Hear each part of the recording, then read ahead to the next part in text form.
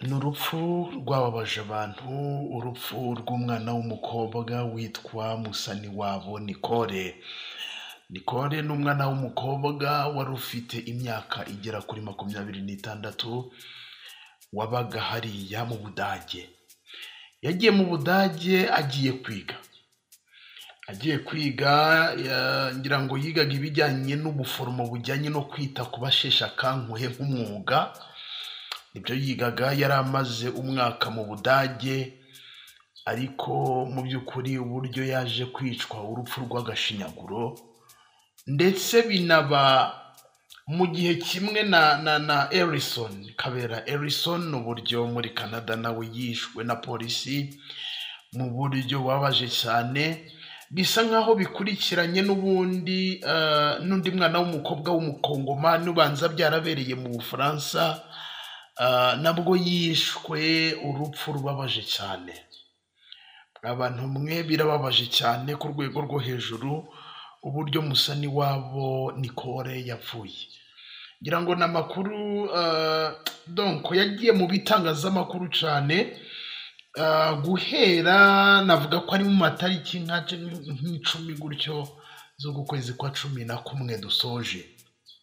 Aya makuru nibwo yacicikanye cyane ku mbuga nkoranyambaga, abantu benshi batangira kwandika, abantu benshi batangira kuvuga hari umunyarwandakazi wapfiriye mu Budage wishwe urupfu rw'agashinyaguro. Abantu mwe Nicole yarijije abantu ku rwego rwo hejuru. Ngira ngo niba ukurikira imbuga nkoranyambaga, ngira ngo guhera ku itariki ya 29 z'ukwezi kwa 10 nibwo donc hatangiye kujya hanze amatangazo y'umwana w'umukobwa bavuga yabuze, bavuga yagiye yambaye gutya na gutya na gutya, n'umwana umeze gutya. Donc amatangazo nyine atangira kujya hanze. Ubwo yabuze ku itariki ya 29 z'ukwezi kwa 10, aboneka ku itariki ya 8 z'ukwezi kwa 11 2024. Uyu mukobwa yabonetse yapfuye. Ni umukobwa wabaga hariya mu mujyi wa Stuttgart, ngira ngo ni naho yigaga, kuko nk'agace yaratuyemo ngo kabarizwamo abanyarwanda bagera kuri 50 bari bahungabanye bitewe n'ibintu byabaye kuri mugenzi wabo. Donc abantu benshi barababaye cyane. Uyu mukobwa yabonwe ku mugezi witwa Neckar, ni Neckar River, n'ubundi n'umugezi uherereye Stuttgart hariya muri Germany. Ariko uyu mukobwa nyine bamubona byarangiye nyine yamaze kwicwa. Ngira ngo uri bubone no kuri iyo screen yawe ahantu uyu mukobwa yiciwe. Abanyarwanda batuye hariya muri Germany bageze kuri uyu mugezi aho bamusanze, donc yararyamye, umubiri we waruri, barangije mu by'ukuri bahashyira indabo, baramwunamira, baramwibuka. Mu by'ukuri urupfu rw'uyu mwana w'umukobwa rwarijije abantu ku rwego rwo hejuru. Uburyo yapfuye mu by'ukuri muri famiye, uburyo ari we n'umuvandimwe we bari basigaye, nta babyeyi bafite. Umuvandimwe we mu by'ukuri mu gahinda gakomeye cyane, nyine nawe urabyumva. Ubwo bisa nkaho asigaye ari wenyine. Mw'abantu mwe ni urupfu rwakoze abantu ku mutima, ni urupfu rwashinguye abantu, ni urupfu n'ubu ngubu mu by'ukuri abantu benshi baracyarugarukaho cyane, uburyo Nicole yiciwe hariya muri Germany. Ngira ngo icyo gihe nkugezaho amakuru bwa mbere, wa mugani ni nabyo Scovie ejo bundi yavuze, umuyobozi w'itangazamakuru wa hano mu Rwanda, urwego rw'itangazamakuru. Ngira ngo yabikomoje ejo bundi ati hari ukuntu umuntu aza agakora inkuru ugasanga wenda ntanayikoreye follow up, ati wenda byagenze gute. Urugero, umuntu arafunzwe, kanaka yatawe muri yombi, akurikiranweho ibingibi, umuntu akaza agatangaza iyo nkuru, ariko ntazatangariza abantu ko wa muntu yashyizeho ngo byagenze gutya na gutya, niba yarabaye umwere cyangwa se niba wenda baramukatiye. Nibyo yavuze ati mu by'ukuri abanyamakuru bagakoze follow up, niba ibintu byararangiye, niba ibintu bitararangira, mu by'ukuri bakabatubwira ngo bimeze gute. Ngira ngo icyo gihe duheruka polisi iri gukora iperereza ku cyaba cyarishe cyangwa se kuba barahitanye uyu musani wabo Nicole, ariko kandi hakaza icyo kuba hari gukusanwa amafaranga kugira ngo umubiri wa Nicole ukurwe muri Germany ushyingurwe mu gihugu cy'u Rwanda. Urumva yari amaze y'umwaka yari yaragiye kwiga, urumva agomba gushyingurwa muri pays natal, igihugu cyamwibarutse cyamubyaye ku ivuko. Rero habaye icyo kintu cyo gukusanya amafaranga, ndetse haba na leta y'u Rwanda, ambasade y'u Rwanda hariya muri Germany, kugira ngo mu by'ukuri discussing barebe ukuntu umubiri wa Nicole wagezwa mu Rwanda. Kuri ubu ngubu update ihari nuko umubiri wa Nicole wagejejwe mu Rwanda. Abantu batanze ubufasha, leta y'u Rwanda yabigizemo uruhare, of course birumvikana, ambasade y'u Rwanda muri Germany, kugira ngo umubiri wa Nicole ugezwe mu Rwanda. Mu by'ukuri umubiri wa Nicole kuri ubu ngubu wagejejwe mu Rwanda. Ariko kandi ikindi kiniyongeraho nuko Nicole ejo yashyinguwe. Ejo yarashyinguwe. Ngira ngo umubiri wa Nicole ukigezwa mu Rwanda hari amatariki yo kuzirikana ubuzima bweho. Kuwa gatanu ku itariki ya 29 baramwibutse, ariko kandi ku itariki ya 30 nanone barongera baramwibuka.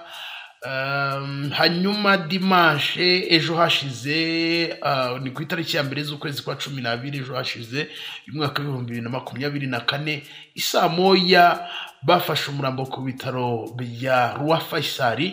Ni mu gihe saa 3 isengesho no kumusezeraho bwa nyuma mu rusengero rw'Abadiventiste b'umunsi wa karindwi i Remera. Ni mu gihe isaa 6 umubiri wa Nicole washyinguwe i Rusororo. Ngira ngo mu by'ukuri nibyo abantu benshi bari kuvuga, donc barabyishimiye cyane. Urumva nyine umwana gushyingurwa ishyanga kandi afite igihugu cyamubyaye. Mu by'ukuri abantu bari no gushima Imana ko byibura uyu mwana hari abatanze ubufasha, hari abafashije umuryango, dore ko nk'umuvandimwe wa Nicole yatanganye impamvu avuga ati mu by'ukuri ngira ngo abantu bamuzi ngo yari akuriwe cyane nyine ku rwego kugira ngo agere muri Germany gukurikirana no kugira gute, birumvikana bisaba n'ubushobozi mu by'ukuri buremereye. Mu by'ukuri abantu babaye hafi y'umuryango, babaye hafi umuvandimwe wa Nicole usigaye. Uyu mwana ashyingurwa mu cyubahiro ejo ku itariki ya 1 z'uku kwezi kwa 12.